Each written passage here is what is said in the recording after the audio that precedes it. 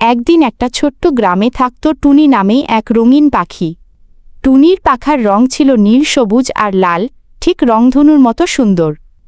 প্রতিদিন সকালে টুনি গাছে বসে গান গাইত আর গ্রামের সবাই তার গান শুনে খুশি হতো। একদিন টুনি দেখল এক কালো কাক গাছের নিচে একা বসে আছে। কাকের মন খারাপ।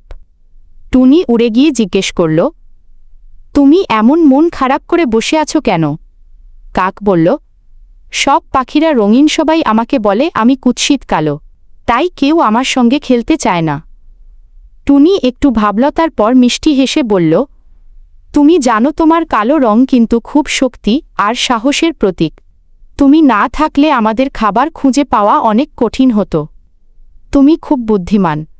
কাক অবাক হয়ে বলল, সত্যি? অবশ্যই, বলল টুনি, তোমার ডাকেই তো সবাই জেগে ওঠে সকালে। সেই দিন থেকে টুনি আর কাক হয়ে গেল একে অপরের ভালো বন্ধু। তারা একসঙ্গে গান গাইত, উড়ত আর অন্য পাখিদের শেখাত। ডানে ইশারা করা, উল্টো হাতের তর্জনী, রঙে নয়মনেই আসল সৌন্দর্য।